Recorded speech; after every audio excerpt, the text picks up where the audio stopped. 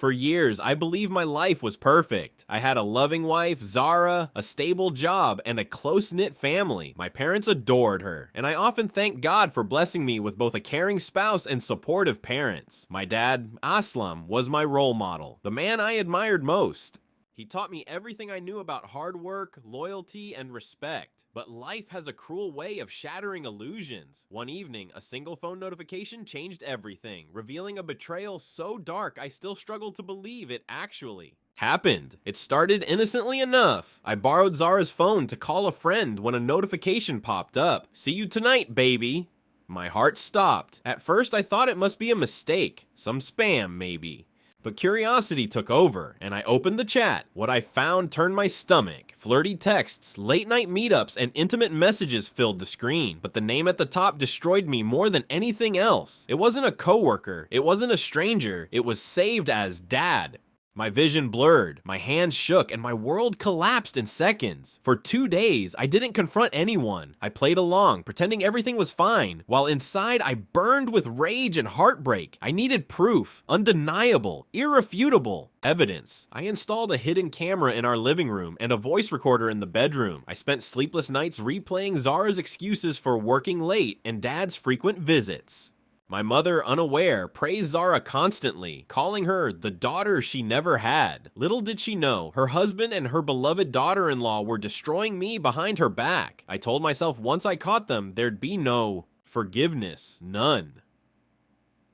3 nights later, my trap worked. I got an alert from the hidden camera around midnight. I rushed home quietly and unlocked the door without a sound. And there they were, my father and my wife, together on the couch, laughing. Kissing, touching. My knees went weak and my hands trembled, but the rage drowned out my pain. I stepped into the room, phone in hand, recording everything. "Both of you," I said, my voice shaking, "are finished." Zara screamed. Dad froze. The betrayal on their faces was more painful than anything I'd ever imagined. That night, my heart truly died. "Son, please. Let me explain." Dad stammered, stepping toward me. I shoved him back.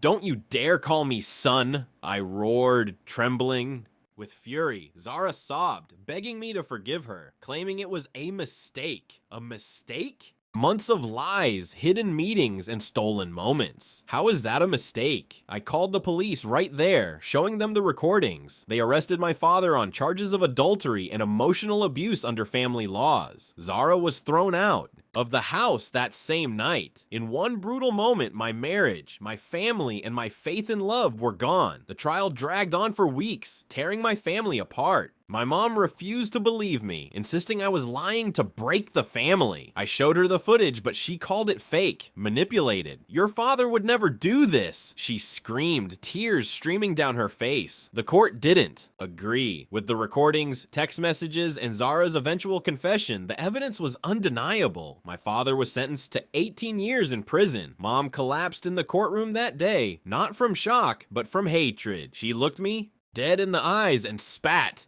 "You're no son of mine." Her words crushed me more than the betrayal itself. I had already lost my wife and my father, but losing my mother's love was unbearable. She packed her bags and moved out of my life completely, choosing to stand by him even after seeing the truth. For months, I tried calling her, begging her to at least talk to me, but she blocked my number. Relatives whispered, friends avoided me, and every family gathering became a battlefield. I had done the right thing, or so I thought, but in doing so, I became the villain in my own bloodline story, sank into depression for months, battling insomnia, anxiety, and isolation. Every corner of my home reminded me of the betrayal. I eventually sold the house, moved to a new city, and started therapy. Slowly, I rebuilt myself piece by piece. I focused on my career, worked harder than ever, and built a small circle of loyal friends who knew my story but never judged me. Zara tried contacting me years later, begging for forgiveness, but I blocked her instantly. Some wounds are too deep to ever heal, and hers was one I'd carry for life. 5 years later, I got a call from the prison. My father wanted to get me. At first I refused, but something inside me needed closure. When I walked into that cold visiting room, I barely recognized him. Aged, frail, defeated. He broke down in tears, apologizing repeatedly, but I stayed silent. After a long pause, I finally said, "You destroyed our family. You destroyed me."